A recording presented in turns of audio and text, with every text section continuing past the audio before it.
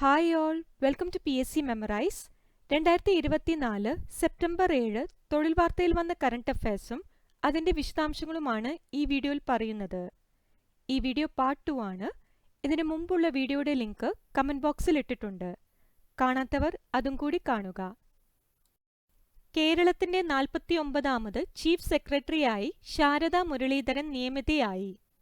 August 31-ന് കേരളത്തിന്റെ 48ാമത് chief സെക്രട്ടറിയായ വേണു വിരമിച്ചതിനെ തുടർന്നാണ് മന്ത്രിസഭാ യോഗം പുതിയ ചീഫ് സെക്രട്ടറിയായി ശാരദാ മുരളീധരനെ നിയമിക്കാൻ തീരുമാനിച്ചത്. ഇതാദ്യമായാണ് കേരളത്തിൽ ഭർത്താവിന് പിന്നാലെ ഭാര്യയും ചീഫ് സെക്രട്ടറി പദവിയിലെത്തുന്നത്.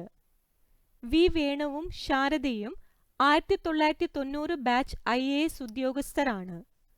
ആസൂത്രണ വകുപ്പ് അഡീഷണൽ ചീഫ് സെക്രട്ടറിയും ആസൂത്രണ ബോർഡ് മെമ്പർ സെക്രട്ടറിയുമായിരുന്നു. 2025 ഏപ്രിൽ വരെ പദവിയിൽ തുടരും. ചീഫ് സെക്രട്ടറിയായി തിരഞ്ഞെടുക്കപ്പെടുന്ന 5ാമത്തെ വനിതയാണ് ശാരദാ മുരളീധരൻ. തായ്ലൻഡിന്റെ ഏറ്റവും പ്രായം കുറഞ്ഞ പ്രധാനമന്ത്രിയായി പെയ്തോങ് താൻ ഷിനാവത്ര തിരഞ്ഞെടുക്കപ്പെട്ടു. 37 വയസ്സാണ് പ്രായം. മുൻ പ്രധാനമന്ത്രി ശ്രേത തവിസിന്റെ പിൻഗാമിയായാണ് പെയ്തോങ് താൻ പ്രധാനമന്ത്രിയാവുന്നത്. ഭരണഘടനാ കോടതിയുടെ വിധിയെ തുടർന്ന് ശ്രേത തവിസിൻ പുറത്താക്കപ്പെട്ടിരുന്നു. ഇതേ തുടർന്ന് 493 അംഗ പാർലമെന്റിൽ 314 അംഗമുള്ള പ്യൂതായ് പാർട്ടി പെയ്തോങ് താൻ ഷിനാവത്രയെ പ്രധാനമന്ത്രി പദത്തിലേക്ക് നാമനിർദ്ദേശം ചെയ്യുകയായിരുന്നു. മുൻ പ്രധാനമന്ത്രിയും വ്യവസായിയുമായ തക്സിൻ ഷിനാവത്രയുടെ ഇളയ മകളാണ് പെയ്തോങ് താൻ. മലയാള ചലച്ചിത്ര മേഖലയിലെ വനിതകൾ നേരിടുന്ന പ്രശ്നങ്ങൾ പഠിക്കാൻ സംസ്ഥാന സർക്കാർ ചുമതലപ്പെടുത്തിയ റിട്ടയർഡ് ജസ്റ്റിസ് ഹേമ അധ്യക്ഷയായ കമ്മിറ്റിയുടെ റിപ്പോർട്ട് പുറത്തുവിട്ടു. അന്വേഷണങ്ങളും മൊഴികളും പൂർത്തിയാക്കി 2019 ഡിസംബറിലാണ് കമ്മിറ്റി മുഖ്യമന്ത്രിക്ക് റിപ്പോർട്ട് സമർപ്പിച്ചത്. എന്നാൽ സർക്കാർ റിപ്പോർട്ട് പുറത്തുവിട്ടില്ല. 2024 ജൂലൈ 6-ന് സംസ്ഥാന വിവരാവകാശ commissioner A. Abdul Hakeem report പുറത്തുവിടാൻ ഉത്തരവിടുകയായിരുന്നു. നടി ശാരദ, മുൻ IAS ഉദ്യോഗസ്ഥ KB വത്സലകുമാരി എന്നിവരായിരുന്നു അംഗങ്ങൾ.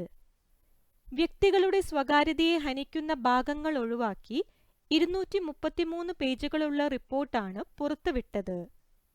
സിനിമാ മേഖലയിലെ സ്ത്രീകൾ നേരിടുന്ന പ്രശ്നങ്ങൾ പരിഹരിക്കാൻ ശക്തമായ നിയമം കൊണ്ടുവരിക, ട്രിബ്യൂണൽ രൂപവത്കരിക്കുക എന്നീ നിർദ്ദേശങ്ങൾ റിപ്പോർട്ടിലുണ്ട്.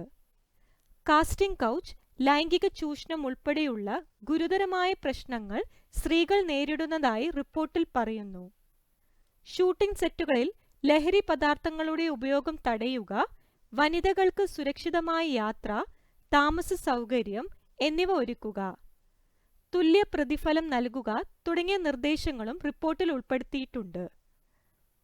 12 വർഷത്തിലൊരിക്കൽ പൂക്കുന്ന നീലക്കുറിഞ്ഞിയെ വംശനാശം ഭീഷണി നേരിടുന്ന സസ്യങ്ങൾക്കും ജീവികൾക്കുമുള്ള ചുവന്ന പട്ടികയിൽ ഉൾപ്പെടുത്തി. International Union for Conservation of Nature എന്ന സംഘടനയാണ് ചുവന്ന പട്ടിക തയ്യാറാക്കുന്നത്. പശ്ചിമഘട്ടത്തിൽ ഉൾപ്പെട്ട ഇടുക്കിയിലെ മൂന്നാർ ഉൾപ്പെടെയുള്ള പ്രദേശങ്ങളിലും നീലഗിരി കുന്നുകളിലും പൂവിടുന്ന നീലക്കുറിഞ്ഞിയുടെ ശാസ്ത്രീയ നാമം സ്ട്രോബിലാന്തസ് കുന്തിയാന എന്നാണ്. ഭൂമിയിലെ വംശനാശം സംഭവിച്ചതും വംശനാശ ഭീഷണി നേരിടുന്നതുമായ സസ്യങ്ങളെയും ജന്തുക്കളെയും ഉൾക്കൊള്ളുന്ന ചുവന്ന പട്ടിക തുടർച്ചയായി പുതുക്കാറുണ്ട്. ചെടിയുടെ മൊത്തത്തിലുള്ള ശ്രേണി കുറയുന്നതിനാലും നീലക്കുറിഞ്ഞി കാണപ്പെടുന്ന പ്രദേശങ്ങളുടെ വിസ്തീർണം കുറഞ്ഞുവരുന്ന പശ്ചാത്തലത്തിലുമാണ് ഇവയെ ചുവന്ന പട്ടികയിൽ ഉൾപ്പെടുത്തുന്നത്. ISROയുടെ കുഞ്ഞൻ വിക്ഷേപണ വാഹനമായ ESLV-D3 വിജയകരമായി വിക്ഷേപിച്ചു. ഭൗമ നിരീക്ഷണ ഉപഗ്രഹമായ EOS-08-നെ റോക്കറ്റ് വിജയകരമായി ഭ്രമണപഥത്തിലെത്തിച്ചു. ശ്രീഹരിക്കോട്ടയിലെ 1-ാം നമ്പർ ലോഞ്ച് പാഡിൽ നിന്നാണ് വിക്ഷേപിച്ചത്. കാലാവസ്ഥാ നിരീക്ഷണത്തിനും ദുരന്ത നിവാരണത്തിനും EOS-08 കൃത്രിമ ഉപഗ്രഹത്തിന് വിവരം നൽകാൻ സാധിക്കും. പേടകം പകർത്തുന്ന ഇൻഫ്രാറെഡ് ചിത്രങ്ങൾ ഭൗമ നിരീക്ഷണത്തിനേറെ ഉപകാരപ്പെടും. 1 വർഷമാണ് ദൗത്യത്തിന്റെ കാലാവധി. ISROയുടെ ഏറ്റവും കുഞ്ഞൻ വിക്ഷേപണ വാഹനത്തിന്റെ 3ാമത്തെ പരീക്ഷണ വിക്ഷേപണമായിരുന്നു ഇത്. Net zero carbon emission airport പദവി നേടുന്ന ഇന്ത്യയിലെ ആദ്യ എയർപോർട്ടായി ഡൽഹി വിമാനത്താവളത്തെ തിരഞ്ഞെടുത്തു. എയർപോർട്ട് കൗൺസിൽ ഇന്റർനാഷണൽ നടപ്പിലാക്കുന്ന എയർപോർട്ട് കാർബൺ അക്രിഡേഷൻ പ്രോഗ്രാമിന്റെ കീഴിൽ ഈ പദവി ലഭിക്കുന്ന രാജ്യത്തെ ആദ്യ അന്താരാഷ്ട്ര വിമാനത്താവളമാണ് ഡൽഹിയിലെ ഇന്ദിരാഗാന്ധി അന്താരാഷ്ട്ര വിമാനത്താവളം. പരിസ്ഥിതി സുസ്ഥിരത നിലനിർത്തുന്നതിനൊപ്പം കാർബൺ പുറന്തള്ളൽ ഗണ്യമായി കുറയ്ക്കാൻ സാധിച്ചതിൽ ലെവൽ 5 സർട്ടിഫിക്കറ്റും വിമാനത്താവളം നേടി. പദ്ധതിയുടെ ഭാഗമായി പുനരുപയോഗ ഊർജ സ്രോതസ്സുകളുടെ ഉപയോഗം, വൈദ്യുത വാഹനങ്ങൾ പ്രോത്സാഹിപ്പിക്കുക തുടങ്ങി നിരവധി പ്രവർത്തനങ്ങൾ വിമാനത്താവളത്തിൽ നടപ്പാക്കിയിരുന്നു. നിലവിൽ ലോകത്തിലെ ഏറ്റവും പ്രായമുണ്ടെന്ന് കരുതപ്പെടുന്ന വ്യക്തിയായ മരിയ ബ്രെന്യാസ് അന്തരിച്ചു. സ്പെയിനാണ് സ്വദേശം. ലോകത്ത് 110 മുകളിൽ വയസ്സുള്ള വ്യക്തികളുടെ കണക്കുകൾ രേഖപ്പെടുത്തുന്ന ജെന്റോളജി റിസർച്ച് ഗ്രൂപ്പാണ് മരിയയെ ഏറ്റവും പ്രായമുള്ള വ്യക്തിയായി അംഗീകരിച്ചത്. 116 വയസ്സുള്ള ജപ്പാനിലെ ടോമിക്കോ ഇട്ടുക്കയാണ് ഇനി ലോകത്തിലെ ഏറ്റവും പ്രായമുള്ള വ്യക്തി. നടനും സംവിധായകനും തിരക്കഥാകൃത്തുമായ ജോസ് പായമ്മൽ അന്തരിച്ചു. ഒട്ടേറെ നാടകങ്ങളിലും ടെലിവിഷൻ സീരിയൽ രംഗത്തും ശ്രദ്ധേയമായ വേഷങ്ങൾ ചെയ്തു. യൂദാസ് എന്ന ഏകാംഗ നാടകം അഭിനയിച്ചുകൊണ്ടാണ് കലാരംഗത്തേക്കുള്ള തുടക്കം. 3 സിനിമകൾക്ക് തിരക്കഥ എഴുതിയിട്ടുണ്ട്. വൈദ്യുത ഉൽപാദനത്തിനായി കാറ്റാടി യന്ത്രങ്ങൾ സ്ഥാപിച്ച ഇന്ത്യയിലെ ആദ്യത്തെ കടുവാ സങ്കേതം. ഉത്തരം പെരിയാർ കടുവാ സങ്കേതം. ഇന്ത്യയുടെ പുതിയ ക്യാബിനറ്റ് സെക്രട്ടറിയായി നിയമിതനായത്. ഉത്തരം TV സോമനാഥൻ. അടുത്തിടെ പെൺകുട്ടികളുടെ വിവാഹപ്രായം 18 നിന്ന് 9 കുറയ്ക്കുന്നതിന് ബില്ലിൽ ശുപാർശ ചെയ്ത രാജ്യം. ഉത്തരം ഇറാൻ. 2025 ഏഷ്യ കപ്പിന്റെ വേദി. ഉത്തരം ഇന്ത്യ.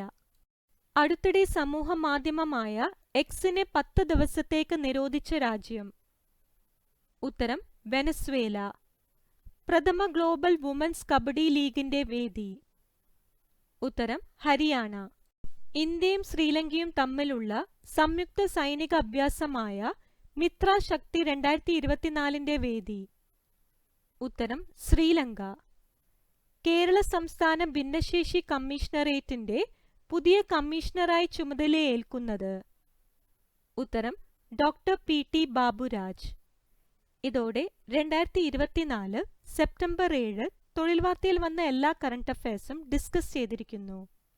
ഈ വീഡിയോ നിങ്ങൾക്ക് ഉപകാരപ്പെടുകയാണെങ്കിൽ ദയവായി ലൈക്കും ഷെയറും സബ്സ്ക്രൈബും ചെയ്യുക. Thank you.